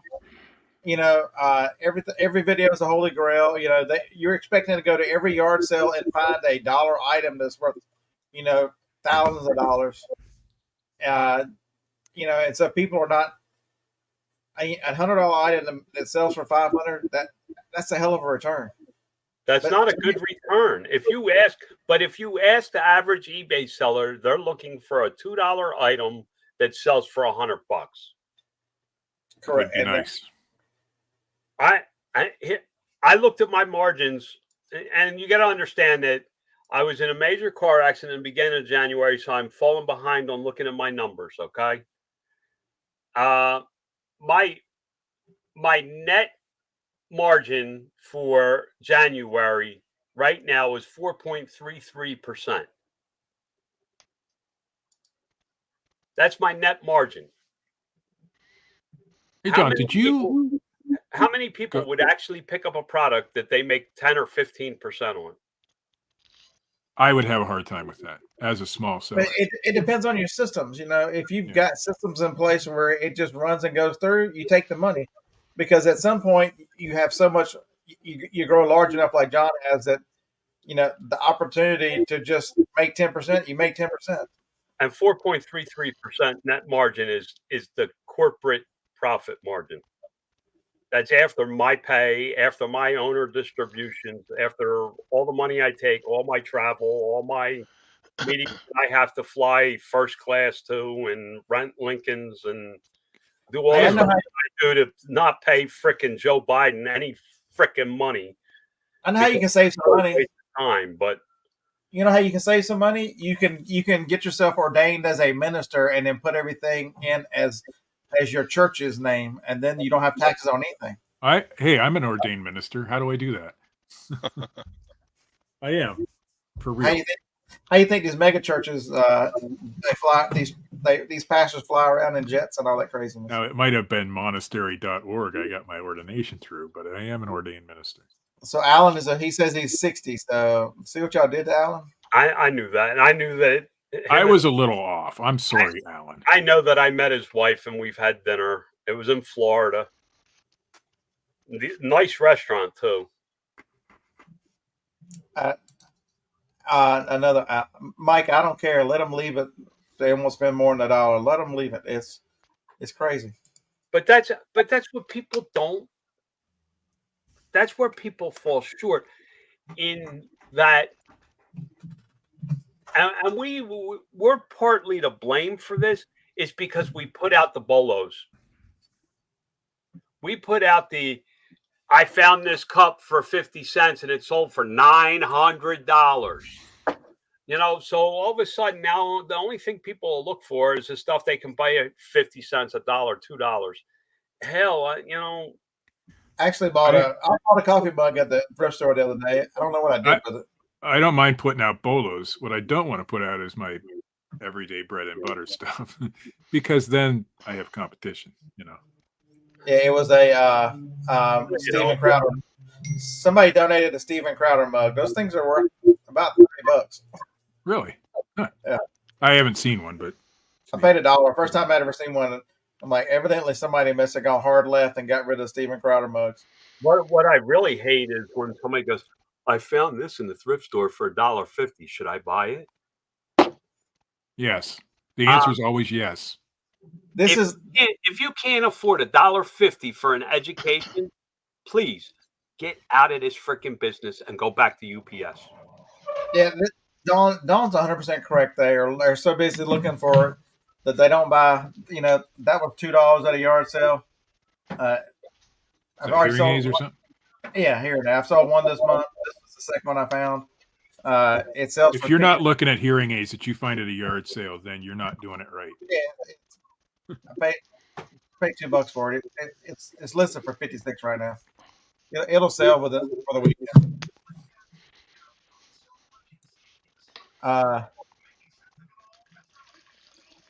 Renee, Two Hip Chick says you could put out your bread and butter items. Too many people are too lazy to pick them up. That is true also. It took certain items I don't talk a lot about. Talking about Pop Rocks for anybody to actually list a Pop Rock. Renee, it's Dawn. I looked into your Pop Rocks, John, and I'm like, nah, not for me. Because I didn't like the margins on them. Because I'm a small reseller. You were probably small when you were doing them. Smaller. Yeah. That was when you were starting to grow. See, I don't think people evaluate items well enough. Pop Rocks are a great example. Something that is not right for a person who's running a single business, unless you're doing Amazon and allowing Amazon to do it. But it's hard to compete when John is paying. What was the Mexican fellow's name that was Jose? Jose was sending out truckloads of these things. It's hard to compete at that kind of level. But John is not going to a yard sale to pick this up. John is not going to do retail arbitrage anymore. So there's what's a great item for one business model is not a great item for another. But that doesn't mean either one of them are wrong. In the right condition, every item is good. So, but I will sell low profit things like these pins, but I'm not going to go out and seek them out if I get them for a good deal. Josh, I'm not sure about do AirPods have Find My and lost abilities to not. Yeah, I believe so. I don't know if the older ones do, but I think the newer ones do. Tofu. I'll find out, Josh.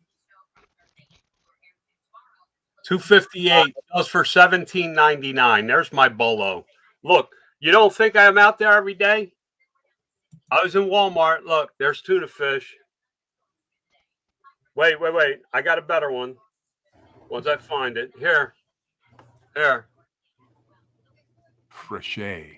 That's French. So Josh, don't miss this. You've got two problems. Not only does the buyer get mad and return them, but then also at what point does eBay figure this out? Because you're not allowed to sell iCloud locked items on eBay. So you're putting you're putting accounts at risk for doing that kind of stuff. Lag. When You're did that not. happen?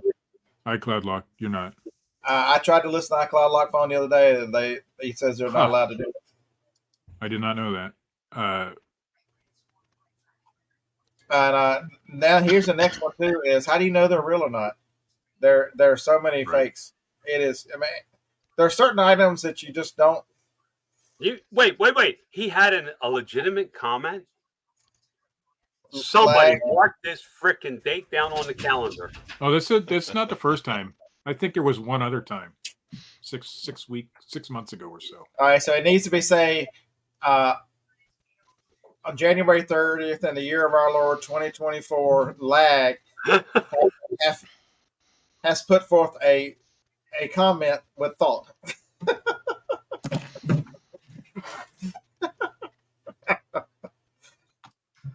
He said he's taking it back. It was a typo.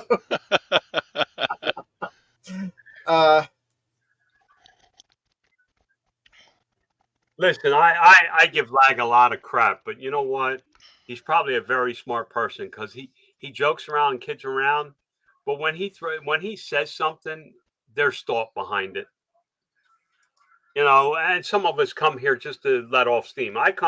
When I show up here, it's to let off steam. It's because I don't feel like working or I'm dealing with a problem that I don't want to deal with. Yeah, Kent. That's the problem is people don't understand. Those ones at flea markets and stuff, the fake ones are exceptionally good. I mean, they're hard to tell because they've got the little. They must have brought in reinforcements. You know, Apple is using the 4-year-olds. Well, the fake guys go, you know what happens if we hire a 5-year-old? Maybe they can do it. They can use their experience and make them very close. And so there you go. A lot of the fakes come out of the same factory as the real ones. Oh, I know they do. Yeah. So they're the same thing. But they're a knockoff because they're not an actual Apple product, even though they came out of the same factory. Kent Sack's wife makes fair pods. But you know, the problem is with a lot of these YouTubers is they have such limited experience. So the same YouTube reseller who's making videos, they have the same problem that eBay has with new eBay sellers. Is there's no barrier to entry? You just create an account and start making videos, and you don't understand because you know you've been selling full time for 6 months. You are now you've declared yourself to be an authority, and you're going to influence others and to tell them, teach them how to do what you don't have enough experience to fill a thimble. It takes a while to the point where hobby to business, that is a tough transition for most people. They can't change the thinking from hobby to business. I've told y'all I've not been the greatest on the business side. So this is the year of changing that. I'm in chapter. You guys have got 2 weeks on. We'll talk about the Chris Voss book in 2 weeks. Never Split the Difference. I am in chapter 2 today. So after the show, I've got. I'm on a list today. I don't have anything to ship. I mean, I've sold a couple things this morning, but nothing has to go out. So I'm gonna get. My goal is that's an 8-hour listen. So I'm like 45 minutes into it. So the guy, interesting story. He was a crisis FBI hostage crisis negotiator. So I'm looking forward to. It's one of my weaknesses. The reason why I really want to do this book is I suck at negotiations. Chris, there's the book right there. YouTube's best man. But you have to understand what this book is about. It's more than negotiations. It's about taking a breath and thinking from all sides of the problem. Right. How do you solve the problem? A sales is just a problem. I have something I don't want. You need something, right. But I have to overcome the problem. So it makes you look at all the sides. But that's the book for the month. I'm actually challenging myself to read 3 books a month, or I'm listening to 3 books a month. So that is the that's the second one. Profit First was last month, and if you want them, beardedpicker.com. One of the tabs is for books. It'll tell you which books are coming up. I don't know what the next one is. Let me check. Can I share my screen? How do I share my screen if I want to share my screen? I have to deem you worthy. I'm not sure if you should deem him worthy. No, I don't. I'm not going to do it. But I have a program and I'm just putting this out there from Profit First. Rich Dad Poor Dad is next.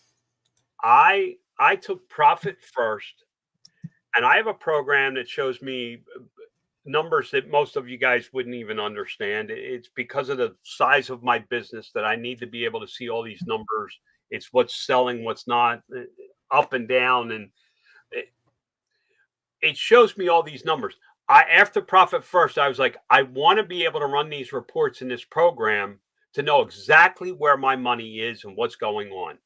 I took the time to set this program up so that I can go in and click and see that my refund rate last month was 3,000, whatever I said it was. I'm able to go in and click a few mouse buttons and have the information that I need to make an intelligent decision. I took that from Profit First. That's where I got it from. And I put every expense that I have in this program. I looked up the definition of stoic. And the definition is a person who can endure pain or hardship without showing their feelings or complaining. Just a little. I'm not stoic. No, but stoic reseller is. He isn't either. I'm just saying, if your philosophy is to be stoic, then be stoic. Okay, so the chat is talking about. Sadie said in Tom's honor, he said, "Tommy, you're an asshole." Tommy, you're an asshole. Where's Tommy? In the chat. That's not Tom. Not the Tommy Bernard podcast. That can't be that Tommy. No, different Tom. He's ignoring us. He doesn't join us much on Wednesday mornings. Well, it has something to do. But I don't have my piano. If I had my piano out, he'd be right in here. It's how do you it's the siren call. How do you make Tom show up? Come see us, Tom. Come see us, Tom. I can't believe he actually thought that was my freaking living room. He's an old man. What do you expect? I live in an RV. There's no way I'd fit a piano. Speaking of living in an RV, did you update your camera? Yeah, because your mouth is moving at the same time as your voice is talking. Yeah, I spent whatever it was, $129 to get this special camera for you guys. You did, seriously, you did. It's nice. It's much better. Yeah, it's got a real heavy cable. I went out and bought a real camera. So Mr. Sadie, did you struggle with Todd last night in the online poker? I made a big mistake last night. What'd you lose? $50?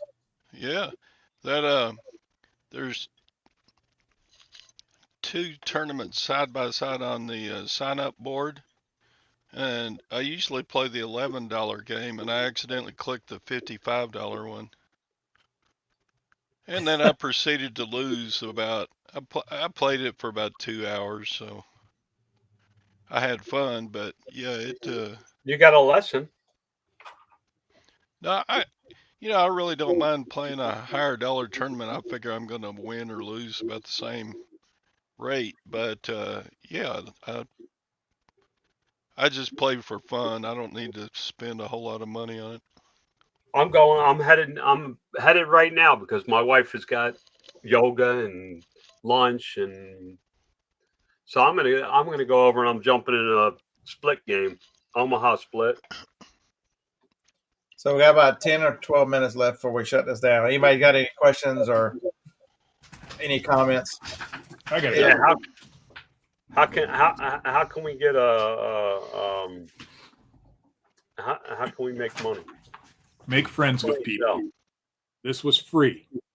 What this is a Vanguard Gold model mobile.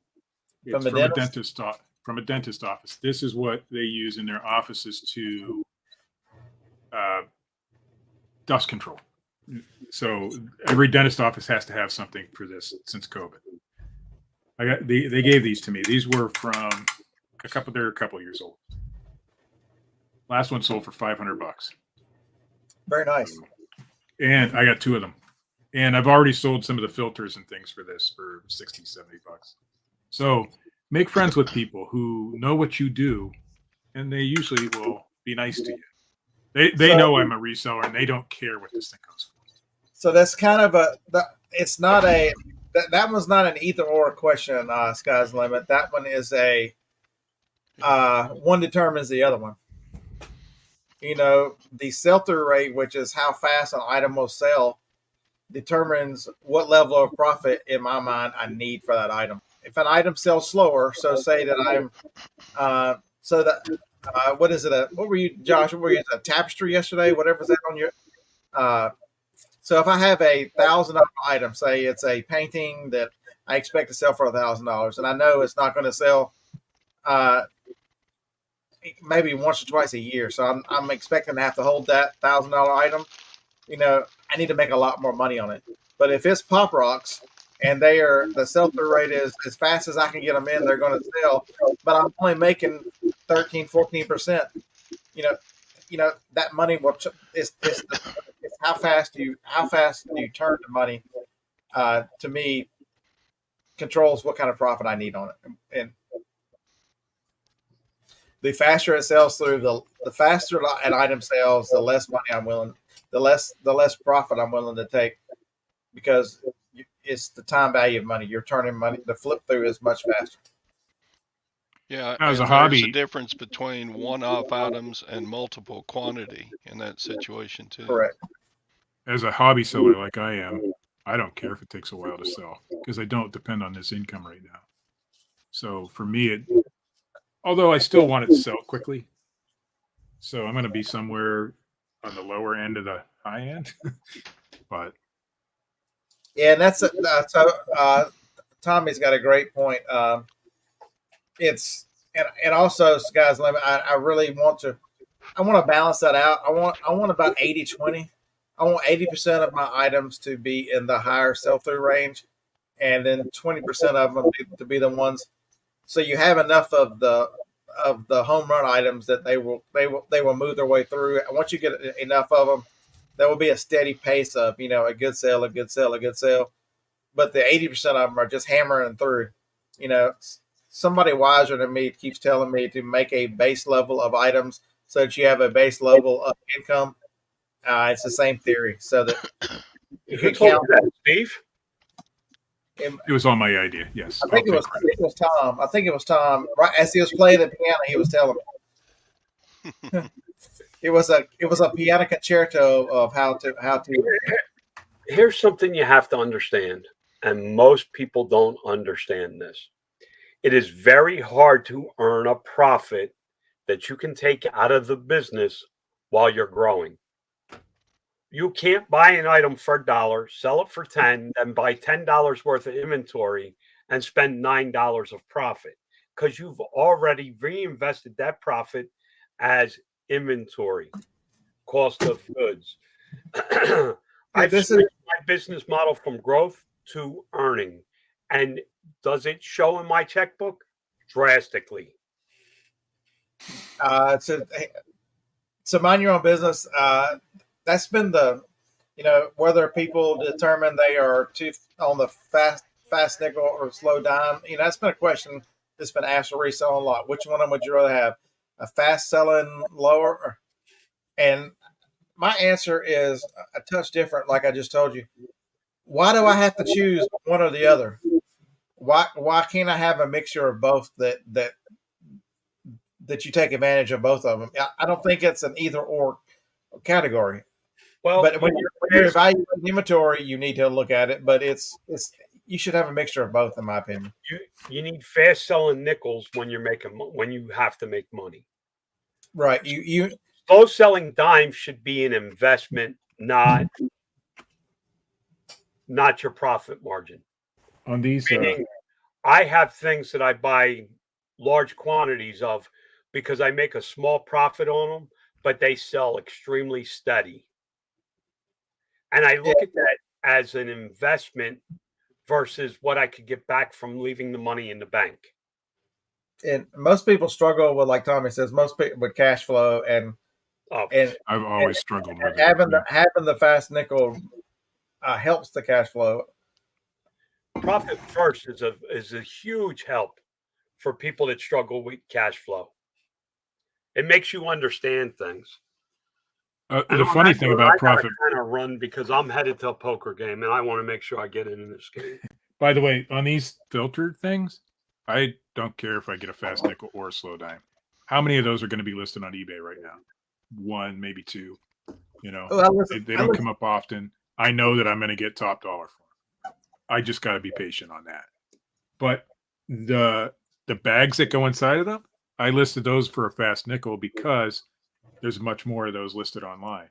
So the average going price was 67. I sold it for 63. I mean, and it sold within a week. I'm out of here, guys. Peace out. I'll talk to you next week. Good luck, John. Yeah. All right, thanks. We'll tell John goodbye. We'll tell Tom goodbye. The siren song for Tom is now gone. All right. So I listed this yesterday. I listed it for $200. There's only me and one other seller on all of eBay or Amazon. I can hardly find anything about it. They've got it listed. It's got a 10 million rank on it. It's probably due to high price and low availability. They've got it listed for 400 something. I'm like, you know what? I paid $1 for it. I listed mine for 200. But if you don't know, that is an interesting piece of memorabilia there. It's a book, but it's the correspondence to John Wayne, and so it's him, and then it'll show you what people wrote to him and his responses back to him. That'd be a hell of a read. I'd be interested in reading that. Now I'm going to get the PDF version, of course. It'd be $200. I'll send it right to you. That's all right. I'll take a pass on that one today, but. Oh, sky's the limit. If you only you said the magic words there. I listed something. What was it I listed?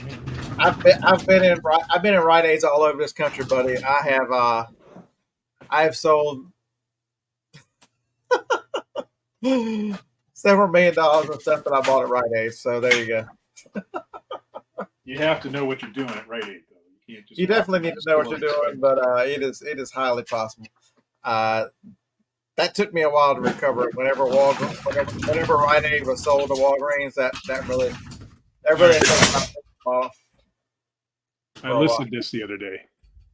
It's Travis Tritt, but what's interesting about it is he did the Falcons Fever theme song a few years back. Go look that up on eBay and see if you can find it. So the last one sold for $23, but there aren't any listed. So I listed it for $45 to take best offer. Why? Because nobody else has one right now. But I don't care. It cost me 99 cents, So this one's going to be a slow dime.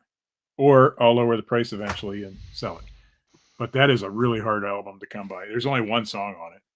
It's 4 versions of it. But I didn't look it up in the store. I felt that had some value because it was something I had never seen before by a famous artist. And it turns out it's worth at least $25.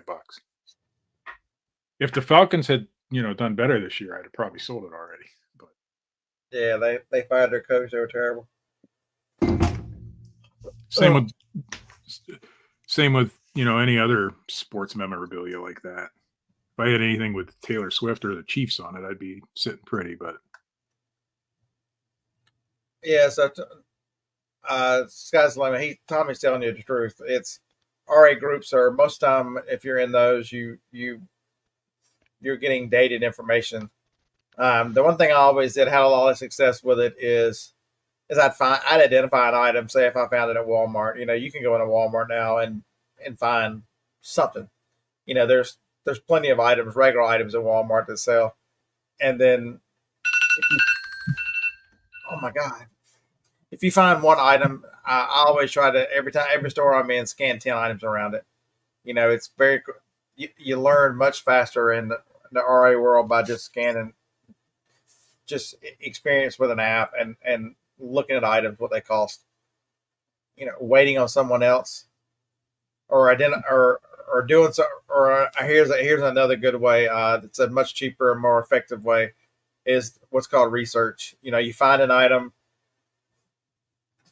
Say the person who's selling these right here. Uh, this has not been. These have been discontinued for quite a while, and there's only a few sellers. So then go look in their store and see what else they're selling. Or if you want to look at a clearance seller, you can find other things that are on clearance by looking at someone's store. Say an eBay store. If somebody is selling, if you're looking for stubbies, and go see who else is selling stubbies. I don't think too many people are looking for stubbies. I mean, there are people who like that sort of thing, but I was going to make a further joke on that, but I won't because that's crossing the line. So Kent, there's some bad information there. I think Kent needs to be kicked out of the channel for giving all that great information. That's too much. Kent, if you only knew how many Beanie Babies I've sold from Rite Aid. There's money in every one of those things he's talking about if you know what you're looking for. Alvin and the Chipmunks. Oh my God. Between me and my brother, we sold several thousand Alvin and the Chipmunks out of Rite Aid. You'd pick them up for good luck finding them now. You pick them up for $4 and we were selling them for $30. And you know how many Rite Aids I've been into looking for that thing that you've already been to? Every one of them. I never did find one. I've got one left right here somewhere. I bought one with a bad tag, so he hangs out. I need to find him again. He's the opposite of the llama. He hangs out to remind me of the good times. I think you ought to have one of your best selling products plus one of your worst selling products next to each other to keep yourself a perspective. And they can just fight. I see the llama over there. I still keep my Monopoly games. I have 3 of them left. 2 of them are signed. Or no, one of them is. Tommy, if there was only somebody who lived in North Carolina when they first started and made their way up through Norfolk, crossed the bridge, through Maryland, and worked his way all through all those Delaware Rite Aids. Yeah, you're not going to find one, Tommy. Find the Chipmunk. I've been to all those. If you do, let us know. But I've been to all your Rite Aids. Chances you're going to find one are slim and none because I live in the middle. Well, I live in Ohio where there's a lot of Rite Aids here, but you've been here. You were here before. He gets to my Rite Aid when he comes up here. So, oh yeah, I've been in this one before. Conneaut, Ohio. How many people go to that Rite Aid? Scott did. I did. Yes, he did. It's weird when you have a sense of direction. I'll get to one. I go, yeah, I remember being here. It's strange.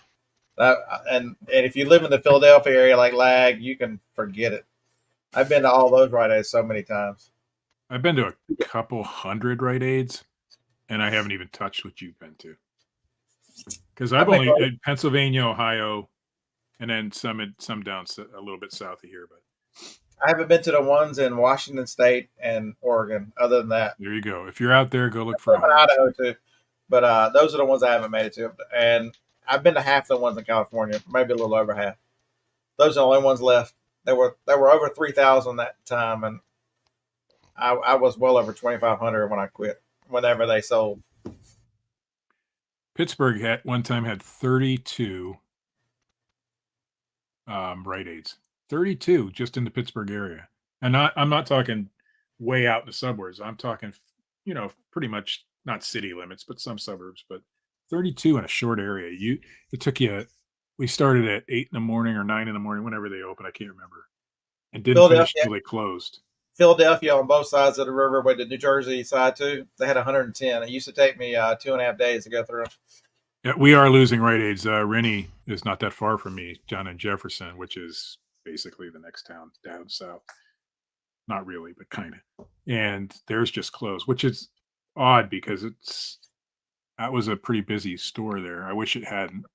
And we lost a couple in Ashtabula too, or at least one in Ashtabula. I'm hoping the Conneaut one stays open. Yeah, so Buck Mountain Bar, and you see that a lot, and it shows you the ignorance of people that don't understand the way the world works. They will they will tell you that and tell you that you're a low life scum reseller as they go and buy shit from anything they need in their life from a reseller.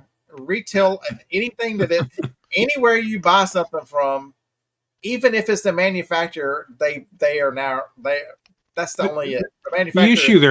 The issue they're having is it's been donated to help poor people. That is bullshit. Goodwill does not help poor people give them clothes. They use that stuff for programs to help, not for helping it's not that the only people who should ever shop at Goodwill or Salvation Army are poor people. That's the mentality. But yet these same people shop there. Yeah, and they're not necessarily a poor person. It's just because you resold it. What? What's the difference? It is. I mean, every company is a former reseller. They just are. Goodwill made the money. I'm going to make the money, and I'm sometimes selling it to a drop shipper who's still going to make money on that thing. People love Amazon, and Amazon. All Amazon is, even on the products they sell, they are glorified resellers. They have the power and network, and they strong arm vendors into giving them great deals so they can lower prices. They even strong arm the post office. Yeah, it's eBay is resellers. Amazon's all reseller. Walmart is all reseller. Walmart's all resellers. Walmart has some of their own products that they're manufactured especially for them, so that makes them direct to consumer. However, 99% of the stuff you find in a Walmart, it's not labeled great value or whatever, is from another company that Walmart is reselling. Just because we're not getting direct from manufacturers doesn't mean that there's anything wrong with it. How else are we supposed to make a living if that's what we choose to do?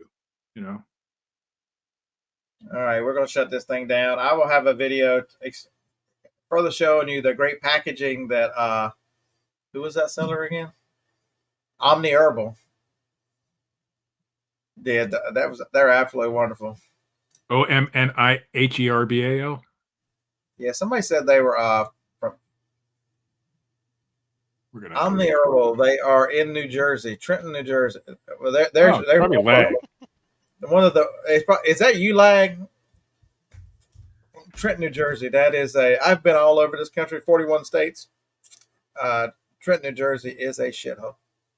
There you go. I haven't been to Trenton, but I've been to Camden.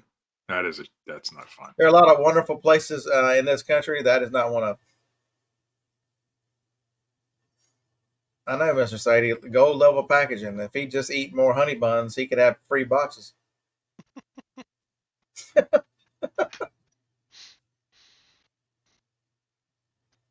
Amen, Tommy. Folks, right now, go answer all your messages. You want to reach the top 20 in search. That's your message for today. All right. Thanks for joining us. Hit the like button on the way out if my rant quality has a Metro approval today. Roll Tide. Sweetwater out.